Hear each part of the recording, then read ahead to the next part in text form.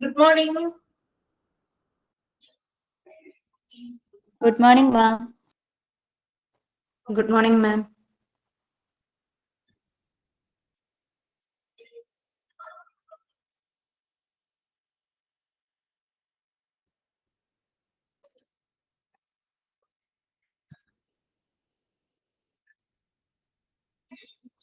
Okay, നമ്മളെ കഴിഞ്ഞ ക്ലാസ്സിൽ എവിടെ വരെ എടുത്തത്? അക്രഡിറ്റേഷനുമായി ബന്ധപ്പെട്ട് QCA ആണ് പഠിച്ചുകൊണ്ടിരുന്നത് അല്ലെ. QCAയുടെ 5 മെയിൻ അക്രഡിറ്റേഷൻ ബോഡീസ് ആണ്, ബോർഡുകളല്ലേ നമ്മൾ പഠിച്ചുകൊണ്ടിരുന്നത്. അതിൽ 3 കംപ്ലീറ്റ് ആയില്ലേ?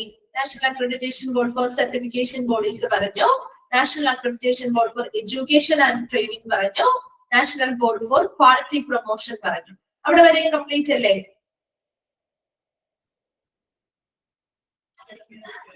കംപ്ലീറ്റ് അല്ലേ? എന്താണ് റിപ്ലൈ ഇല്ലാത്തെ?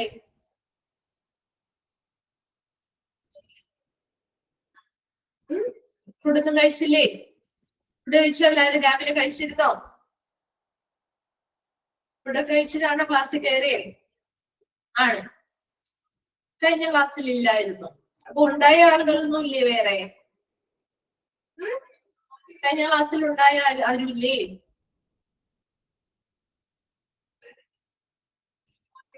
ശ്രീലക്ഷ്മി ഉണ്ടായിരുന്നില്ലേ?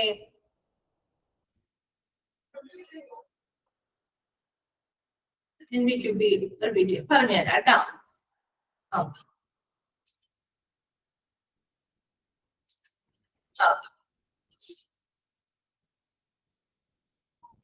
അപ്പൊ ഭൂരിഭാഗം പേരും ഇല്ലാത്തവരായിരുന്നോ? ഓക്കെ, റെക്കോർഡ് ക്ലാസ്സുകൾ കാണണം കേട്ടോ. നിങ്ങൾ ഒരു ക്ലാസ് മിസ്സായിട്ടുണ്ടെങ്കിൽ നെക്സ്റ്റ് അതെ NBQB വരെ എഴുതി. ശരി, ഓക്കെ. ഇപ്പൊ നമ്മുടെ നെക്സ്റ്റ് ക്ലാസ്സിലേക്ക് നിങ്ങൾ വരുമ്പോ ഇപ്പൊ ചില ക്ലാസ്സുകളൊക്കെ നെക്സ്റ്റ് ഡേ ടൈം ടേബിൾ ഒക്കെ വരും. ചില ടീച്ചേഴ്സിന്റെ 2 ദിവസം അടുപ്പിച്ചൊക്കെ ഉണ്ടാവും. ഇന്നും ഉണ്ടാവും, നാളെ ഉണ്ടാവും. അങ്ങനെയാണെങ്കിൽ നിങ്ങൾ നെക്സ്റ്റ് ക്ലാസ്സിൽ ചിലപ്പോ റെക്കോർഡ് ക്ലാസ്സുകൾ ചിലപ്പോൾ അവൈലബിൾ ആയിട്ടുണ്ടാവില്ല. പിറ്റേ വർക്കിംഗ് ഡേ അല്ലേ കിട്ടുള്ളൂ. അപ്പൊ അല്ലാത്ത പക്ഷം നിങ്ങൾ ഒരു ക്ലാസ് മിസ്സായിട്ടുണ്ട്, 2 ദിവസം കഴിഞ്ഞിട്ടാണ് അടുത്തത് ക്ലാസ് ടീച്ചറിന്റെ ക്ലാസ്. ടൈം ടേബിൾ ഒക്കെ ഉണ്ടല്ലോ അല്ലെ? ടൈം ടേബിൾസ് ഇല്ലേ കയ്യില്? ഇപ്പൊ നെക്സ്റ്റ് ക്ലാസ്സിൽ ചിലപ്പോൾ ടീച്ചറിന്റെ പീരീഡ് വരികയാണെന്നുണ്ടെങ്കിൽ അതിനനുസരിച്ച് ആ പ്രീവിയസ് ക്ലാസ് ഒന്ന് റെക്കോർഡ് ക്ലാസ് ഒന്ന് കണ്ടിട്ട് വരാൻ ശ്രമിക്കുക കേട്ടോ. പ്രത്യേകിച്ച് PG ആയതുകൊണ്ട് മിസ് പറയുന്നത് പോർഷൻസ് ഒക്കെ നമുക്ക് അധികം പരിചയമില്ലാത്ത കുറച്ച് കാര്യങ്ങളൊക്കെ വരുന്നുണ്ട് ഇല്ലേ? ചില കാര്യങ്ങളൊക്കെ നമ്മൾ ഒട്ടും പരിചയമില്ലാത്ത, അല്ലെങ്കിൽ നമ്മൾ ചിലപ്പോൾ ഡിപ്ലോമയിൽ അധികം ബന്ധമില്ലാതെ പഠിച്ചിട്ട് ജസ്റ്റ് ഒന്ന് ബ്രീഫ്ലി പറഞ്ഞു പോയ കാര്യങ്ങൾ ഡീറ്റെയിൽ ആയിട്ടൊക്കെ കുറെ കാര്യങ്ങൾ വരുന്നുണ്ട്. അപ്പൊ അതൊരു കണക്ഷൻ കിട്ടണമെങ്കിൽ നിങ്ങൾ ഇത് റെക്കോർഡ് ക്ലാസ്സുകൾ കൂടി കണ്ടാൽ മാത്രമേ നെക്സ്റ്റ് ക്ലാസ്സിലിരിക്കുമ്പോൾ അതൊന്ന് കണക്ട് ചെയ്ത് പഠിക്കാൻ പറ്റുള്ളൂ. അല്ല എങ്കിൽ നമ്മൾ വെറുതെ കാണുന്ന പോലെ ആയിരിക്കും, മിസ്സാകാറില്ല. ഓക്കെ, അപ്പൊ ഇങ്ങനെയാണെങ്കിലും പിന്നെ അതുപോലെ നമ്മൾ ചിലപ്പോൾ പിന്നീടൊക്കെ വെച്ച് കഴിഞ്ഞാൽ ചിലപ്പോൾ ആ ക്ലാസ് പിന്നെ ചിലപ്പോൾ നമുക്ക് സമയം കിട്ടിയെങ്കിൽ നമ്മൾ അത് വിട്ടുപോവുകയും ചെയ്യും. അപ്പൊ അതുകൊണ്ട് ചില ഭാഗങ്ങളൊക്കെ ചിലപ്പോൾ മാർക്ക് സ്കോർ ചെയ്യാൻ പറ്റുന്ന ഏരിയ ഒക്കെ ആണെങ്കിൽ നല്ലതായിട്ട് പഠിക്കുന്ന കുട്ടികളാണെങ്കിൽ അത് ബുദ്ധിമുട്ടാവും. പിന്നെ ഒരുമിച്ച് എല്ലാം കൂടി നോക്കാൻ പറഞ്ഞ ബുദ്ധിമുട്ടല്ലേ. അപ്പൊ അപ് ടു ഡേറ്റ് ആയിട്ടൊന്ന് പോവുകയാണെങ്കിൽ കുറച്ചും കൂടി നിങ്ങൾക്ക് മാർക്ക് സ്കോർ ചെയ്യാനും പോർഷൻസ് കവർ ചെയ്ത് പോകാൻ എളുപ്പമായിരിക്കും കേട്ടോ. അപ്പൊ അതുകൊണ്ട് ലാസ്റ്റത്തേക്ക് ഒന്നും കൂട്ടിയിട്ടുണ്ട് കേട്ടോ. എല്ലാം നിങ്ങൾക്ക് സമയം കിട്ടുന്നത് പോലെ തന്നെ ഒരു അപ് ടു ഡേറ്റ് ആയിട്ട് ഓരോ ചാപ്റ്റേഴ്സ് കംപ്ലീറ്റ് ആവുന്നതിനനുസരിച്ച് ഒന്ന് പഠിച്ചു പോകണ്ടേ. ഓക്കെ, ഇതാണ് റോഷ്നി അല്ലേ ചോദിച്ചത്? രോഹിണി 18th ഉണ്ടായിരുന്നാണ്. 18th ബാച്ചിലായിരുന്നോ? അത് 19-ലായിരുന്നോ? 19-ലായിരുന്നു.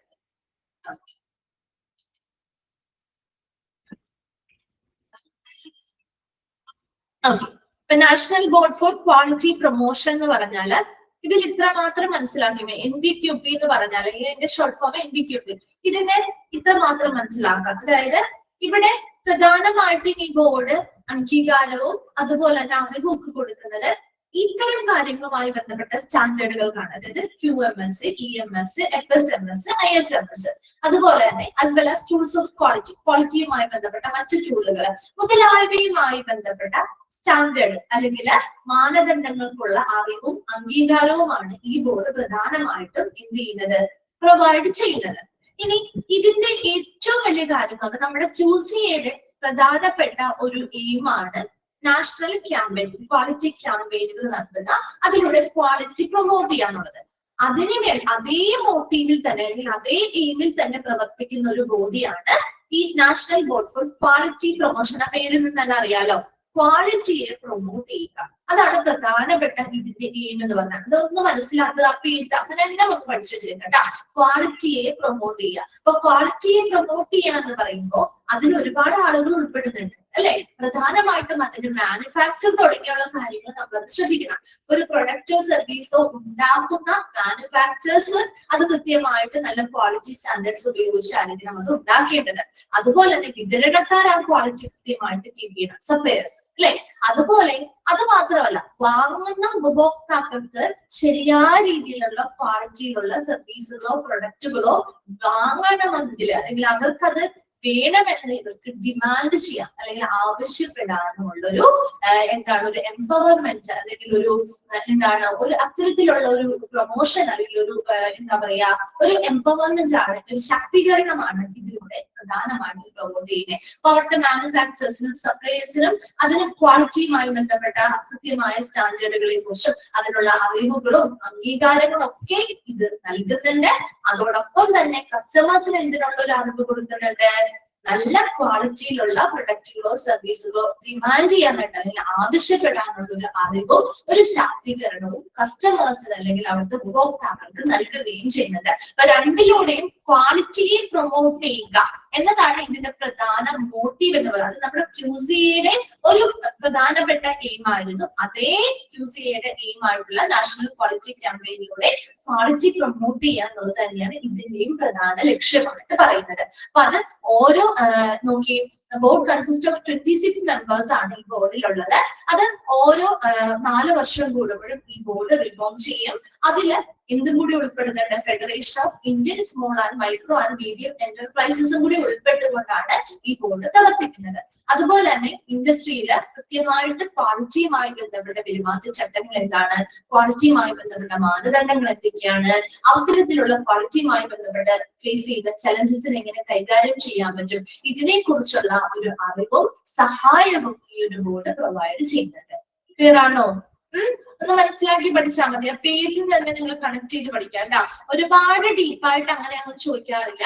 പക്ഷെ അതെ അവിടെ എന്തിനു വേണ്ടിയിട്ടുള്ളത് എന്നൊന്ന് മനസ്സിലാക്കി വെക്കണം. അതിന്റെ എക്സ്പാൻഡ് ഫോം ഷോർട്ട് ഫോം മനസ്സിലാക്കി വെക്കണം. ക്ലിയർ ആണോ Rohini?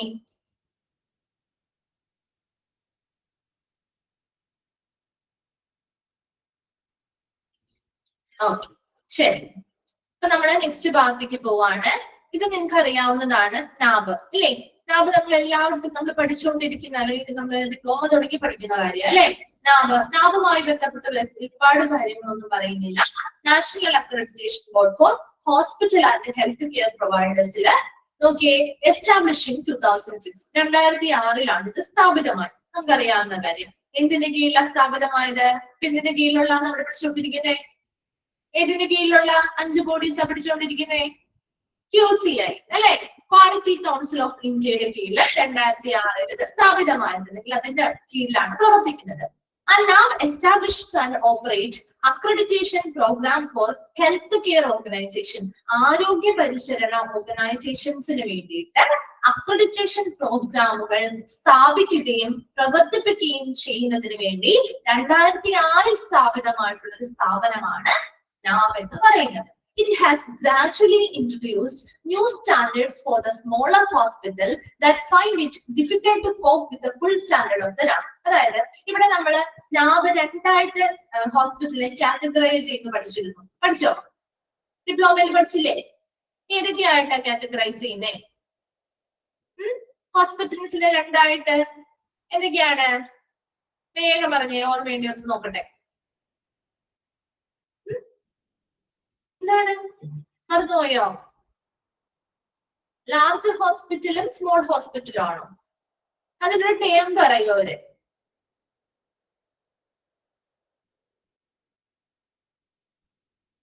Large hospital small hospital എന്നാണോ ക്ലാസിഫൈ ചെയ്യുന്നത്? രണ്ടായിട്ട് ഡിവൈഡ് ചെയ്യുന്നുണ്ട് ഹോസ്പിറ്റലിനെ. ഏതൊക്കെയാ?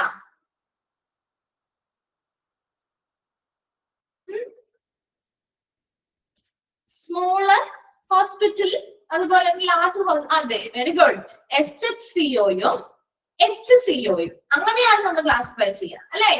സ്മോൾ ഹെൽത്ത് കെയർ ഓർഗനൈസേഷൻസും ഹെൽത്ത് കെയർ ഓർഗനൈസേഷൻസും ആയിട്ടാണ് ക്ലാസിഫൈ ചെയ്യുന്നത്. നമ്മൾ ഓൾറെഡി പഠിച്ച കാര്യമാണ് അല്ലെ. അതില് ഹെൽത്ത് കെയർ ഓർഗനൈസേഷൻ എന്ന് പറഞ്ഞാൽ എത്ര ബെഡിൽ കൂടുതലുള്ളതാ? എത്ര ബെഡിൽ കൂടുതലുള്ളതാ? 50 ബെഡിൽ കൂടുതലുള്ളതാണെങ്കിൽ നമ്മൾ എബോവ് 50 ബെഡ്സ് ആണെങ്കിൽ അത് ഹെൽത്ത് കെയർ ഓർഗനൈസേഷൻ എന്ന് പറയും. 50 ബെഡിൽ കുറവാണെങ്കിൽ അതിനെ എന്തെന്ന് പറയും? SHCO എന്ന് പറയും അല്ലെ. സ്മോൾ ഹെൽത്ത് കെയർ ഓർഗനൈസേഷൻ എന്ന് പറയും. അത് ക്ലിയർ അല്ലേ? അപ്പോ ഇവർക്ക് രണ്ടിനും ഒരുപോലെയുള്ള സ്റ്റാൻഡേർഡ് കൊടുത്താൽ ശരിയാവോ? കാരണം 50 ബെഡിൽ കൂടുതലുള്ള വലിയ ആശുപത്രികളും 50 ബെഡിൽ കുറവുള്ള ചെറിയ ആശുപത്രികൾക്കും ഒരേപോലെയുള്ള സ്റ്റാൻഡേർഡ് കൊടുത്തിട്ട് കാര്യമുണ്ടോ? ഇല്ല. അപ്പോ ഈ നാവ് എന്ത് ചെയ്യുന്ന വെച്ചാല് രണ്ടിനും 2 സ്റ്റാൻഡേർഡ് ആണ് അവർ ഇൻട്രൊഡ്യൂസ് ചെയ്യുന്നത്. മനസ്സിലാവുന്നുണ്ടോ? ഹെൽത്ത് കെയർ ഓർഗനൈസേഷന് സ്റ്റാൻഡേർഡ്സ് വേറെയാണ്, സ്മോൾ ഹെൽത്ത് കെയർ ഓർഗനൈസേഷനുള്ള സ്റ്റാൻഡേർഡ്സ് വേറെയാണ്. അപ്പൊ ഈ ഹോസ്പിറ്റൽ അക്രഡിറ്റേഷൻ വരുന്ന ഹോസ്പിറ്റല് ഏത് കാറ്റഗറിയിലാണോ ഉൾപ്പെടുന്നത് അതിനനുസരിച്ചുള്ള സ്റ്റാൻഡേർഡ് ആണ് അവർ പാലിക്കേണ്ടി വരിക. മനസ്സിലായോ? അവർ സ്മോൾ ഹെൽത്ത് കെയർ ഓർഗനൈസേഷന്റെ കാറ്റഗറിയിലാണ് ഉൾപ്പെടുന്നതെങ്കിൽ അതുമായി ബന്ധപ്പെട്ട സ്റ്റാൻഡേർഡ് അവർ പാലിച്ചാൽ മതിയാവും. മനസ്സിലാവുന്നോ? ഹെൽത്ത് കെയർ ഓർഗനൈസേഷൻ കാറ്റഗറിയിലാണ് അവർ പെടുന്നതെങ്കിൽ അവർ HCOന്റെ സ്റ്റാൻഡേർഡ്സ് ആണ് പാലിക്കേണ്ടത്. ഓക്കെ അല്ലേ? അപ്പൊ ഇവിടെയും അതാണ് പറയുന്നത്. It has gradually introduced new standards for the smaller hospital that it felt difficult to cope with the full standard of NABH. ഒരു ഹെൽത്ത് കെയർ ഓർഗനൈസേഷൻ എന്ന് പറയുമ്പോൾ HCO ആണ്. സാധാരണ ഒരു HCO എന്ന് പറയുമ്പോൾ അങ്ങനെ ഒരു ഹെൽത്ത് കെയർ ഓർഗനൈസേഷനിൽ അവിടെ നാബിന്റെ എല്ലാ സ്റ്റാൻഡേർഡുകളും HCO ഹെൽത്ത് കെയർ ഓർഗനൈസേഷൻ പാലിക്കേണ്ടതായിട്ടുണ്ട്. പക്ഷെ അത്രയും ഫുൾ സ്റ്റാൻഡേർഡ് ഒരു സ്മോളർ ഹോസ്പിറ്റല് പാലിക്കുക എന്ന് പറയുന്നത് അല്ലെങ്കിൽ അതുമായി ബന്ധപ്പെട്ട് അത് നിറവേറ്റുക എന്ന് പറയുന്നത് കുറച്ച് ബുദ്ധിമുട്ടായതുകൊണ്ട് തന്നെ സ്മോളർ ഹോസ്പിറ്റൽസിന് വേണ്ടിയിട്ടുള്ള പുതിയ സ്റ്റാൻഡേർഡുകൾ നാബ് എന്ത് ചെയ്യുന്നു? ക്രമേണ ഇൻട്രൊഡ്യൂസ് ചെയ്തവരെ രൂപീകരിച്ചു കൊണ്ടുവന്നു. അപ്പോ നാബുമായി ബന്ധപ്പെട്ട് 2 പോയിന്റ്സ് പറയുന്നുള്ളൂ. 2006 അത് സ്ഥാപിതമായിട്ടുള്ളത്. അവിടെ ഹെൽത്ത് കെയർ ഓർഗനൈസേഷന് വേണ്ടിയിട്ടുള്ള അക്രഡിറ്റേഷൻ പ്രോഗ്രാമുകൾ സ്ഥാപിക്കുകയും പ്രവർത്തിപ്പിക്കുകയും ചെയ്തതിനു വേണ്ടി 2006 സ്ഥാപിതമായ സ്ഥാപനമാണ് നാബ് എന്ന് പറയുന്നത്. നാബ് ക്രമേണ ഹെൽത്ത് കെയർ ഓർഗനൈസേഷൻസിന്റെ ഫുൾ സ്റ്റാൻഡേർഡുകൾ, അതായത് നാബ് പറയുന്ന ഫുൾ അക്രഡിറ്റേഷൻ സ്റ്റാൻഡേർഡുകളും ഹെൽത്ത് കെയർ ഓർഗനൈസേഷൻ പാലിക്കണം. എന്നാൽ സ്മോളർ ഹോസ്പിറ്റൽസിന് അത് പാലിക്കാനും അത് നിറവേറ്റാനും ബുദ്ധിമുട്ടായതുകൊണ്ട് തന്നെ ക്രമേണ അതിനു വേണ്ടിയിട്ടുള്ള പുതിയ സ്റ്റാൻഡേർഡുകൾ നാബ് ഇൻട്രൊഡ്യൂസ് ചെയ്തു. ക്ലിയർ ആണോ? നാബുമായി ബന്ധപ്പെട്ട കാര്യങ്ങൾ 2 പോയിന്റ്സ് ഓക്കെ അല്ലേ? ശരി. Next, national accreditation board for testing and calibration laboratories, NABL. ഇതിന്റെ എക്സ്പാൻഡഡ് ഫോം ചോദിക്കാറുണ്ട് കേട്ടോ. Then NABL is registered under Societies Registration Act 1860. Societies Registration Act പഠിച്ചില്ലേ? ഡിപ്ലോമയില് Societies Registration Act പഠിച്ചില്ലേ? പഠിച്ചു.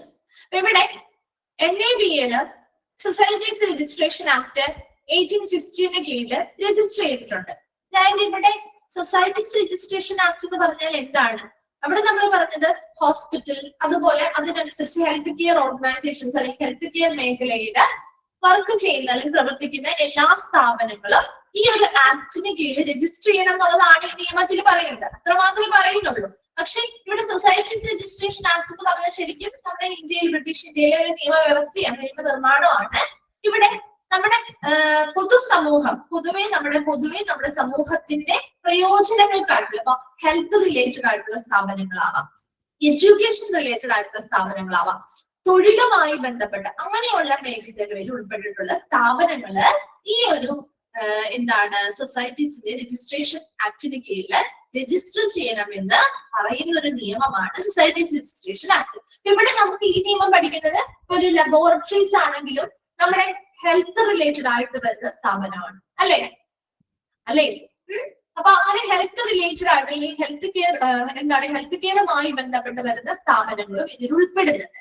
അപ്പോ NABL-ഉം ഇതേപോലെ തന്നെ നമ്മുടെ സൊസൈറ്റീസ് രജിസ്ട്രേഷൻ ആക്ടിന് കീഴിൽ രജിസ്റ്റർ ചെയ്തിട്ടുണ്ട്. അത് മാത്രമല്ല ആക്ട് എന്താണെന്നൊന്നും ചോദിക്കാറില്ല കേട്ടോ, അതൊന്നും നോക്കി വെച്ചാൽ മതി. Then the purpose of this board is to provide the industry and government with third-party schemes for the assessment of the technical competency and quality of pertaining bodies. അതായത് ഇവിടെ NABL പേരിൽ നിന്ന് മനസ്സിലാക്കാലോ, national accreditation board for testing and calibration ലബോറട്ടറീസുമായി ബന്ധപ്പെട്ട കാര്യങ്ങളാണെന്ന്. അത് ആ പേരിൽ നിന്ന് കണക്ട് ചെയ്യാൻ പറ്റൂലേ? കണക്ട് ചെയ്യാൻ പറ്റില്ലേ? ആ പേരിൽ തന്നെ കണക്ട് ചെയ്യാൻ പറ്റില്ലേ? അപ്പൊ ഇവിടെ ഇത്തരത്തില് ഇവിടെ ഈ ഒരു ബോർഡ് പ്രധാനമായിട്ടും ഈ ബോർഡിന്റെ പർപ്പസ് അല്ലെങ്കിൽ ഉദ്ദേശം എന്ന് പറയുന്നത് is to provide the industry and government with third party schemes for the assessment. ഒരു മൂന്നാം കക്ഷിയായി നിന്നുകൊണ്ട് അസസ്മെന്റ് നടത്തുന്നു. എന്തുമായി ബന്ധപ്പെട്ട അസസ്മെന്റ്?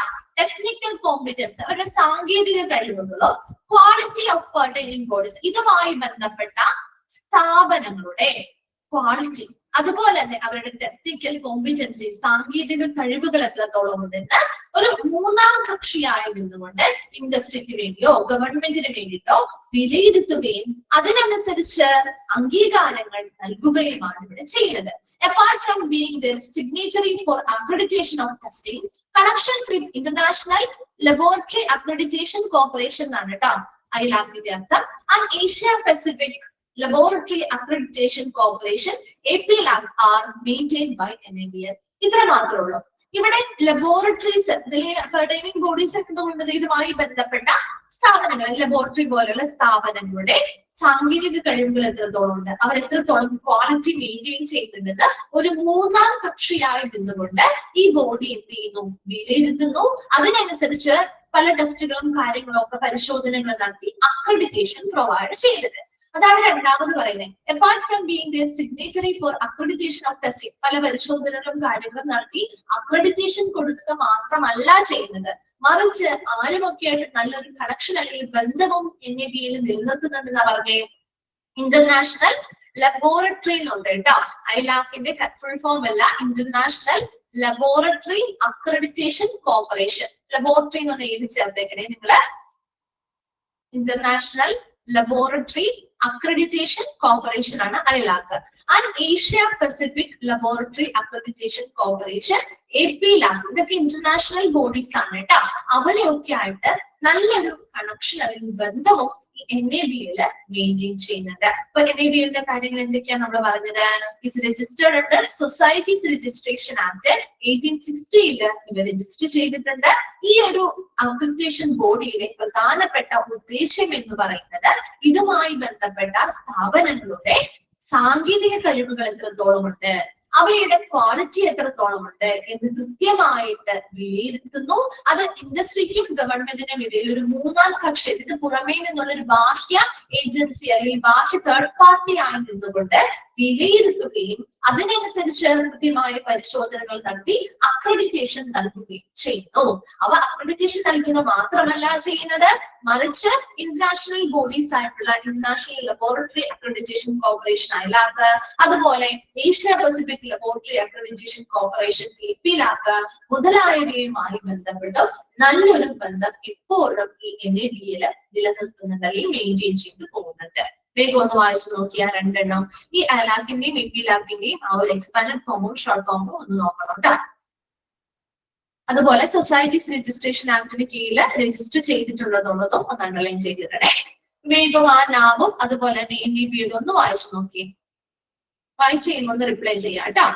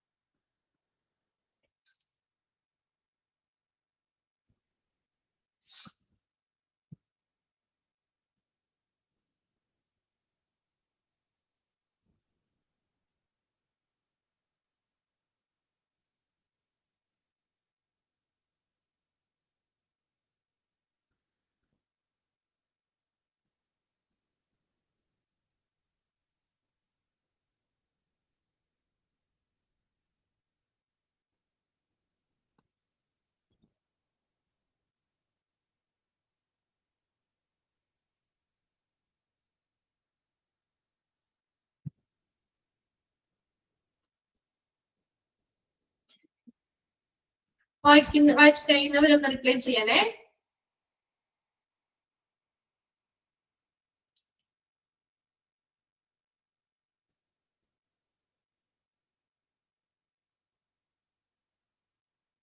കഴിഞ്ഞു.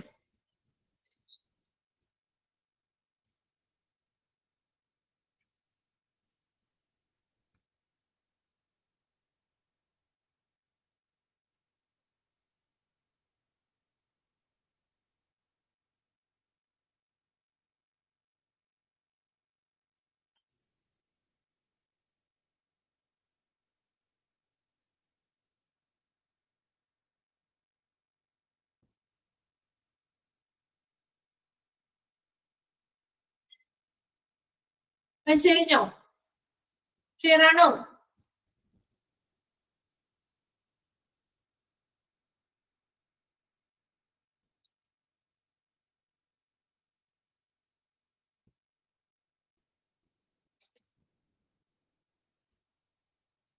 വായിച്ചു കഴിഞ്ഞവരൊന്ന് റിപ്ലൈ ചെയ്തേ.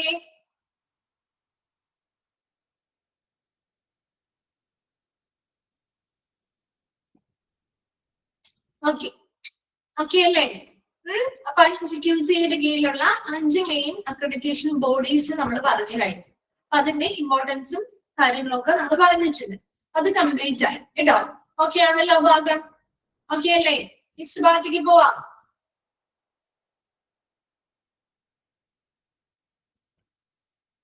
ഓക്കെ, നെക്സ്റ്റ് ഇനി നമ്മൾ പോവാൻ പോകുന്നത് അല്ലെങ്കിൽ പഠിക്കാൻ പോകുന്നത് അക്രഡിറ്റേഷനുമായി ബന്ധപ്പെട്ട മെത്തഡോളജി ഓഫ് അക്രഡിറ്റേഷൻ. അതായത് ഒരു അക്രഡിറ്റേഷന്റെ രീതികൾ എന്തൊക്കെയാണ്, അതുമായി ബന്ധപ്പെട്ട മെത്തേഡ്സ്, എന്തൊക്കെ രീതികളിലൂടെ നമുക്ക് അക്രഡിറ്റേഷൻ നേടിയെടുക്കാൻ പറ്റും. അപ്പൊ അതൊരു പ്രത്യേകമായിട്ടുള്ള ഒരു സെക്ഷൻ ആയിട്ട് തന്നെ നമ്മൾ പഠിക്കുകയാണ് കേട്ടോ. അപ്പൊ അക്രഡിറ്റേഷൻ നമുക്ക് എന്തൊക്കെ സ്റ്റെപ്പുകൾ ഉൾപ്പെടുന്നുണ്ട്, അതിൽ എന്തൊക്കെ പ്രോസസ്സുകൾ വരുന്നുണ്ട് എന്ന് നമ്മൾ ഡീറ്റെയിൽഡ് ആയിട്ട് പഠിക്കാൻ പോവാണേ. അപ്പൊ മെത്തഡോളജി ഓഫ് അക്രഡിറ്റേഷൻ.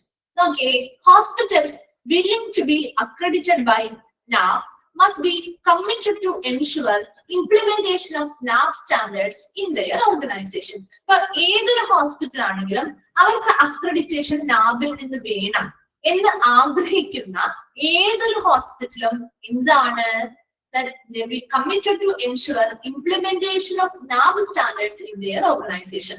അവരുടെ ഓർഗനൈസേഷനിൽ നാവുമായി ബന്ധപ്പെട്ട സ്റ്റാൻഡേർഡ്സ് അല്ലെങ്കിൽ മാനദണ്ഡങ്ങൾ നടപ്പിലാക്കാനായിട്ട് അവർ പ്രതിജ്ഞാബദ്ധരാണ് അല്ലെ? നമ്മൾ ഓൾറെഡി പഠിച്ചിരുന്നു, ഓർക്കുന്നുണ്ടോ നിങ്ങള്? അറ്റ്ലീസ്റ്റ് ഒരു 3 മാസമെങ്കിലും നാബിന്റെ മാനദണ്ഡങ്ങൾ പാലിക്കുന്ന സ്ഥാപനങ്ങൾക്ക് മാത്രമേ അക്രഡിറ്റേഷന് വേണ്ടി അപ്ലൈ ചെയ്യാൻ സാധിക്കുകയുള്ളൂ. പഠിച്ചിരുന്നോ? ഡിപ്ലോമയിൽ പഠിച്ചിരുന്നോ? അത് പഠിച്ചില്ലേ? അപ്പോ ഇവിടെയും അത് തന്നെയാ പറയുന്നത്. എന്താ? ഹോസ്പിറ്റൽസിന് ഒരു അക്രഡിറ്റേഷൻ വേണം. നാബിൽ നിന്ന് എനിക്ക് അക്രഡിറ്റേഷൻ ഞങ്ങൾക്ക് വേണം എന്നൊരു ഹോസ്പിറ്റലിന് ആഗ്രഹമുണ്ടെങ്കിൽ അവരെന്ത് പാലിക്കാൻ പ്രതിബദ്ധരാണ്, അല്ലെങ്കിൽ പ്രതിജ്ഞാബദ്ധരാണ്, അല്ലെങ്കിൽ കമ്മിറ്റഡ് ആണ്? നാബ് പറയുന്ന മാനദണ്ഡങ്ങൾ അവർ നടപ്പിലാക്കിയിരിക്കണം അല്ലെ? അല്ലാതെ അവർക്ക് അക്രഡിറ്റേഷൻ കൊടുക്കില്ല. അപ്പൊ നാബ് പറയുന്ന മാനദണ്ഡങ്ങൾ പാലിക്കാൻ കമ്മിറ്റഡ് ആണെങ്കിൽ പ്രതിജ്ഞാബദ്ധരായിരിക്കും ആ ആഗ്രഹമുള്ള ഹോസ്പിറ്റലുകൾ എന്ന് പറയുന്നത്. Then the assessment team look for the evidence of implementation of NAAF standards in the organization. അപ്പൊ നാബിലേക്ക് നമ്മൾ ഒരു അക്രഡിറ്റേഷൻ വേണ്ടി അപ്ലൈ ചെയ്യുമ്പോൾ അവിടെ നിന്നൊരു അസസ്മെന്റ് ടീം വരും. ആ അസസ്മെന്റ് ടീം ആ നാബ് സ്റ്റാൻഡേർഡ്സ് അവർ ഇംപ്ലിമെന്റ് ചെയ്തിട്ടുണ്ടോ, ആ ഓർഗനൈസേഷൻ അത് അവിടെ നടപ്പിലാക്കിയിട്ടുണ്ടോ എന്ന് അറിയാൻ വേണ്ടിയിട്ട് തെളിവുകളാണ് അവർ പരിശോധിക്കുക. മനസ്സിലാവുന്നുണ്ടോ? തെളിവുകളും കാര്യങ്ങളൊക്കെ പരിശോധിച്ച് ഇവര് 3 മാസമായിട്ട് അവിടെ അക്രഡിറ്റേഷനുമായി ബന്ധപ്പെട്ട് നാബിന്റെ സ്റ്റാൻഡേർഡ്സ് അവിടെ നടപ്പിലാക്കുന്നുണ്ട് എന്ന് മനസ്സിലാക്കുകയും ചെയ്യും. Then the hospital during the time of assessment should be able to demonstrate to the NAAF assessment team that all the requirements of NAAF standard as applicable are implemented and followed. എന്തായിരിക്കും? അപ്പൊ hospital ഇത്തരത്തിൽ assessment നടത്തുന്ന സമയത്ത്, time of assessment നടത്തുന്ന സമയത്ത് അവര് കൃത്യമായിട്ട് നാബിന്റെ ആ അസസ്മെന്റ് ടീമിന് ആ നാബിന്റെ സ്റ്റാൻഡേർഡുമായി ബന്ധപ്പെട്ട ആവശ്യകതകള്, ഇവർക്ക് ബാധകമായിട്ടുള്ള കാര്യങ്ങള്, ഇവര് നടപ്പിലാക്കിയിട്ടുള്ള കാര്യങ്ങള്, ഇവര് ഫോളോ ചെയ്യുന്ന കാര്യങ്ങളെ കുറിച്ചുള്ള എല്ലാ തെളിവുകളും ആർക്ക് വിശദീകരിക്കുകയും അല്ലെങ്കിൽ ഡെമോൺസ്ട്രേറ്റ് ചെയ്ത് കൊടുക്കണം? നാബിലെ അസസ്മെന്റ് ടീമിന് ഹോസ്പിറ്റല് എന്ത് ചെയ്യേണ്ടതുണ്ട്? നൽകേണ്ടതായിട്ടുണ്ട്. അപ്പൊ എന്തൊക്കെ കാര്യങ്ങളാണ് നമ്മൾ പറഞ്ഞേ? ഒരു ഹോസ്പിറ്റലിന് ഒരു അക്രഡിറ്റേഷൻ വേണം, നാബിൽ നിന്ന് ഒരു അക്രഡിറ്റേഷൻ വേണം എന്നൊരു ആഗ്രഹമുണ്ട് എങ്കിൽ ആ ഹോസ്പിറ്റല് എന്തിന് പ്രതിജ്ഞാബദ്ധരായിരിക്കണം അല്ലെങ്കിൽ എന്തിന് കമ്മിറ്റഡ് ആയിരിക്കണം? നാബ് പറയുന്ന എല്ലാ സ്റ്റാൻഡേർഡ്സ് അല്ലെങ്കിൽ മാനദണ്ഡങ്ങളും നടപ്പിലാക്കാൻ കമ്മിറ്റഡ് ആയിരിക്കണം. അതുപോലെ ഇപ്പൊ നാബിൽ അക്രഡിറ്റേഷൻ നേടണമെങ്കിൽ നാബിൽ നമ്മൾ അക്രഡിറ്റേഷന് വേണ്ടിയുള്ള ആപ്ലിക്കേഷൻസും കാര്യങ്ങളും സബ്മിറ്റ് ചെയ്ത് കഴിയുമ്പോൾ ഒരു അസസ്മെന്റ് ടീം ഈ ഹോസ്പിറ്റലിലേക്ക് വരും. ആ അസസ്മെന്റ് ടീം അവിടെ നാബ് ആ സ്റ്റാൻഡേർഡ്സ് പറഞ്ഞിരിക്കുന്ന കൃത്യമായിട്ടുള്ള ഓർഗനൈസേഷൻ ആ നാബ് സ്റ്റാൻഡേർഡ്സ് കൃത്യമായിട്ടുള്ള നടപ്പിലാക്കിയോ എന്നറിയുന്നതിന് വേണ്ടി എവിഡൻസുകളും തെളിവുകളും പരിശോധിക്കും. അപ്പൊ ഈ പരിശോധനാ സമയത്ത് ഹോസ്പിറ്റലുകാരെ അവർക്ക് ബാധകമായിട്ടുള്ള അല്ലെങ്കിൽ അവര് പാലിക്കുന്ന അല്ലെങ്കിൽ അവര് നടപ്പിലാക്കിയിട്ടുള്ള എല്ലാ കാര്യങ്ങളെയും കുറിച്ചും കൃത്യമായി നാബ് സ്റ്റാൻഡേർഡുമായി ബന്ധപ്പെട്ട എല്ലാ ആവശ്യകതകളെയും കുറിച്ചും കൃത്യമായിട്ടുള്ള തെളിവുകള് ആർക്ക് മുന്നിൽ പ്രദർശിപ്പിക്കണം? ആ നാബിൽ നിന്ന് വരുന്ന അസസ്മെന്റ് ടീമിന് മുമ്പിൽ പ്രദർശിപ്പിക്കണം. ക്ലിയർ ആണോ? അത് മനസ്സിലായോ? 3 പോയിന്റ്സ് എന്തൊക്കെയാണുള്ളത്? ഓക്കെ അല്ലേ? നെക്സ്റ്റ് വരുന്നത് eligibility to apply for hospital accreditation, healthcare organization that fulfill the required following requirements. ഇത് നിങ്ങൾ ഡിപ്ലോമയിൽ പഠിച്ച കാര്യങ്ങൾ തന്നെയാണ് പറയുന്നത്. നോക്കേ, eligibility to apply.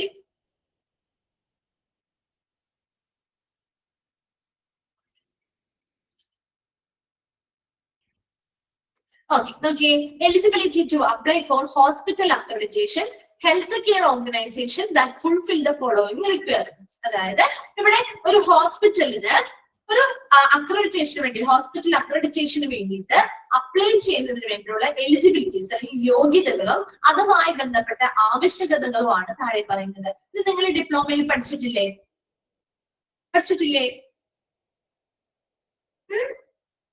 ഏത് ചാപ്റ്ററിലാണ് പഠിച്ചിരിക്കുന്നത്? ക്വാളിറ്റി അഷുറൻസ് ആണ് നാബ് എന്ന് പറയുന്ന ചാപ്റ്ററിൽ പഠിച്ചിട്ടില്ലേ? പോയിന്റ് ലാസ്റ്റ് ഭാഗത്ത് ഓർക്കുന്നില്ല? ഉണ്ട് കേട്ടോ, പഠിച്ചിട്ടുണ്ട് കേട്ടോ. അപ്പൊ നോക്കിയേ, ഫസ്റ്റ് വൺ ആണ് currently operation as A health care provider. It should be above 50 beds as hospital below 50 beds will come under HCO standard. അപ്പൊ ഇവിടെ HCOന്റെ കാര്യമാണ് പറയുന്നത്, ഹെൽത്ത് കെയർ ഓർഗനൈസേഷന്റെ കാര്യമാണ് പറയുന്നത്. അപ്പൊ ഒന്നാമത് പറയുന്ന പോയിന്റ്, നിലവില് currently in operation as A health care provider, ഒരു ആരോഗ്യ പരിചരണ അല്ലെങ്കിൽ ഒരു ആരോഗ്യ പരിചരണം അല്ലെങ്കിൽ ഒരു ആരോഗ്യ ഹെൽത്ത് കെയർ പ്രൊവൈഡ് ചെയ്യുന്ന അല്ലെങ്കിൽ നിലവിലൊരു ആരോഗ്യ പരിചരണം നൽകുന്ന ഒരു സ്ഥാപനം എന്ന നിലയിൽ പ്രവർത്തിക്കുന്നവയായിരിക്കും. നിലവിൽ അവർ പ്രവർത്തിക്കുന്ന, അല്ലാതെ പുതിയതായിട്ട് വന്നവയാൾക്ക് ഓൾറെഡി ഒരു ഹെൽത്ത് കെയർ പ്രൊവൈഡർ എന്ന നിലയിൽ പ്രവർത്തിക്കുന്ന ഒരു സ്ഥാപനമായിരിക്കണം. അതുപോലെ it should be about 50 beds. ഒരു HCOന്റെ കേസല്ലേ നമ്മൾ പറയുന്നത്. അപ്പൊ അതുകൊണ്ട് തന്നെ 50 ബെഡിൽ കൂടുതൽ ഉണ്ടായിരിക്കണം. 50 ബെഡിൽ കുറവാണെങ്കിൽ അത് SHCO സ്റ്റാൻഡേർഡിനുള്ളിലാണ് ഉൾപ്പെടുകയുള്ളൂ. രണ്ടാമത്തത്, the hospital has the minimum volume of patient which will help in assessing the quality of care given to the patient, which is currently 30%. എന്താ, നിലവിലെ ഒരു മിനിമം വോളിയം ഓഫ് പേഷ്യന്റ്, അതായത് കറന്റ് ഒരു 30% എങ്കിലും 30% പേഷ്യൻസ് അവിടെ ഒരു minimum volume of patients എപ്പോഴും ഉണ്ടായിരിക്കണം. എന്നാൽ മാത്രമേ നമുക്ക് അവർക്ക് കൊടുക്കുന്ന ആ പരിചരണത്തിന്റെ ഗുണനിലവാരവും കാര്യങ്ങളും ഒക്കെ അസസ് ചെയ്യാനായിട്ട് നാബിന് പറ്റുള്ളൂ. അതുപോലെ തന്നെ മൂന്നാമത്തത്, the organization that commits to comply with NAB standards are applicable legal, statutory or regulatory. അതായത് നാബിന്റെ മാനദണ്ഡങ്ങൾ ഇവർ പാലിക്കാൻ പ്രതിജ്ഞാബദ്ധരാണ്. അതുപോലെ തന്നെ അവരുമായി പാലിക്കുന്ന നിയമപരമായിട്ടും നിയന്ത്രണങ്ങൾ, ഇപ്പൊ റൂൾസ് ആൻഡ് റെഗുലേഷൻസ് ഒക്കെ അവർ പാലിക്കേണ്ടതായിട്ടുണ്ട് അല്ലെ. ഗവൺമെന്റ് പ്രൊവൈഡ് ചെയ്യുന്ന റൂൾസ് ആൻഡ് റെഗുലേഷൻസ് ഒക്കെ ഇവർ പാലിക്കണം. അതിനും പ്രതിജ്ഞാബദ്ധരായിരിക്കണം. ആരെന്ന് പറയുന്നത്? ആ ഓർഗനൈസേഷൻ. നാബിന്റെ സ്റ്റാൻഡേർഡ് മാത്രമല്ല അവർ പാലിക്കേണ്ടത്, അതോടൊപ്പം അവരുമായി ബന്ധപ്പെട്ട ബാധകമായിട്ടുള്ള ലീഗൽ ആയിട്ടുള്ള, സ്റ്റാറ്റ്യൂട്ടറി ആയിട്ടുള്ള, റെഗുലേറ്ററി ആയിട്ടുള്ള എല്ലാ തരത്തിലുള്ള നിയമ നിയമങ്ങളും നിയന്ത്രണങ്ങളും പാലിക്കേണ്ടതായിട്ടുണ്ട്. അതുപോലെ തന്നെ health care organization should have been implemented NAV standards in the HCO for a minimum of 3 months. നേരത്തെ നമ്മൾ പറഞ്ഞ പോലെ തന്നെ ഒരു മിനിമം 3 മാസമെങ്കിലും HCOയുമായി ബന്ധപ്പെട്ട നാവ് സ്റ്റാൻഡേർഡുകൾ നടപ്പിലാക്കിയിട്ടുള്ള ഒരു ഹെൽത്ത് കെയർ ഓർഗനൈസേഷൻ ആണ് നമുക്ക് നാവിലേക്ക് അക്രഡിറ്റേഷന് വേണ്ടി അപ്ലൈ ചെയ്യാൻ സാധിക്കുകയുള്ളൂ. അപ്പോ 4 പോയിന്റ്സ് പറഞ്ഞു.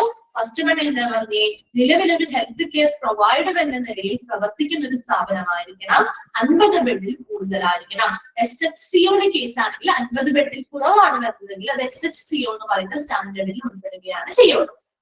അതുപോലെ തന്നെ രണ്ടാമത്തെ കാര്യം പറയുന്നത്, നിലവിൽ ഒരു 30% അല്ലെങ്കിൽ കറന്റ് ഒരു മിനിമം വോളിയം ഓഫ് പേഷ്യൻസ് എപ്പോഴും ആ ഹോസ്പിറ്റലിൽ ഉണ്ടായിരിക്കണം. അതിന് എന്തിനാന്ന് വെച്ച് കഴിഞ്ഞാല് നമുക്ക് ആ പേഷ്യൻസിന് കൊടുക്കുന്ന പരിചരണങ്ങൾ കൃത്യമായിട്ട് വിലയിരുത്തുന്നതിന് വേണ്ടിയിട്ടാണ്. മൂന്നാമത്തത്, ആ ഓർഗനൈസേഷൻ നാബിന്റെ സ്റ്റാൻഡേർഡ്സ് കൃത്യമായിട്ട് പാലിക്കാൻ പ്രതിജ്ഞാബദ്ധരാണ്. അതുപോലെ തന്നെ ആ ഹോസ്പിറ്റലിന് ബാധകമായിട്ടുള്ള എല്ലാ നിയമപരമായിട്ടുള്ള കാര്യങ്ങളും നിയന്ത്രണങ്ങളും ഒക്കെ പാലിക്കാനും ആ ഹോസ്പിറ്റലിൽ പ്രതിജ്ഞാബദ്ധരായിരിക്കണം.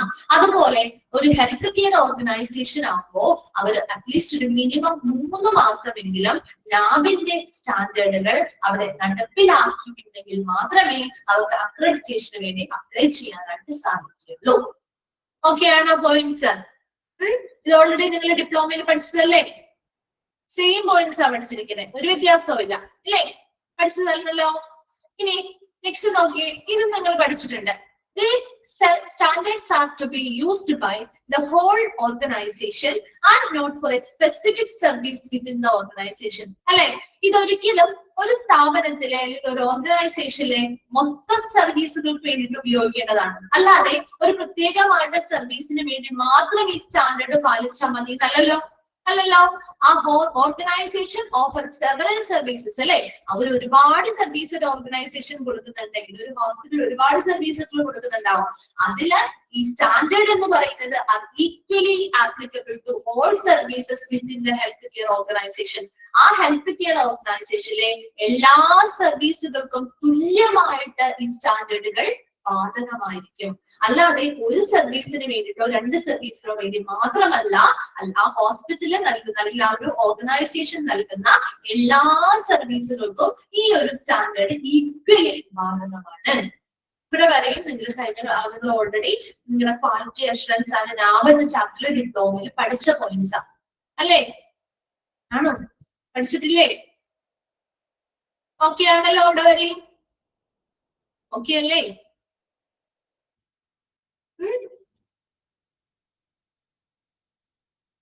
ഓക്കെ, അവിടെ വരെ ഒന്ന് വേഗം വായിച്ചു നോക്കി. അവിടെ വരെ ഓക്കെ, അത് ഇപ്പൊ പഠിച്ച കാര്യമല്ലേ? അപ്പൊ അതുകൊണ്ട് വേഗം ഒന്ന് വായിച്ചു നോക്കി. അതിന് ശേഷം വരുന്ന കാര്യങ്ങൾ ഇതൊന്ന് കണക്ട് ചെയ്ത് പറയാം നമുക്ക് കേട്ടോ. ആ ഹെൽത്ത് കെയർ ഓർഗനൈസേഷൻ വരെ നമ്മൾ നിർത്തിയ ഭാഗം വരെ വേഗം ഒന്ന് വായിച്ചു നോക്കാം കേട്ടോ. മെത്തഡോളജി ഓഫ് അക്രഡിറ്റേഷൻ മുതൽ.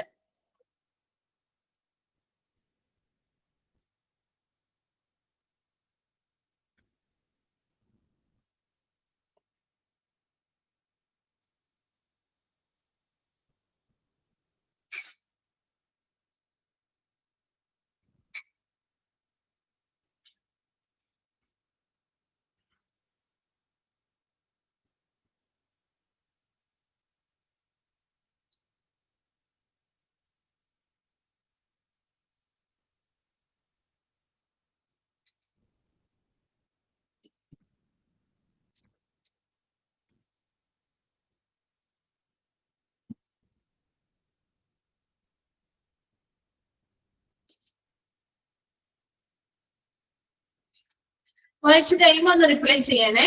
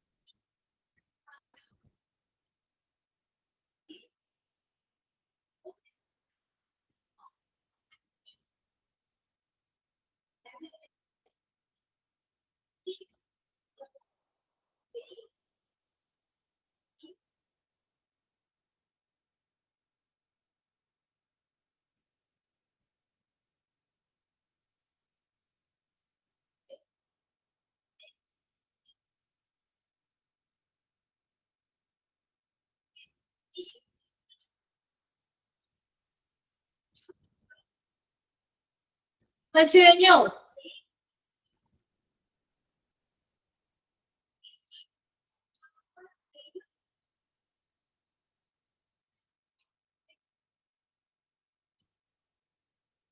കഴിഞ്ഞവരൊന്ന് റിപ്ലൈ ചെയ്തേ.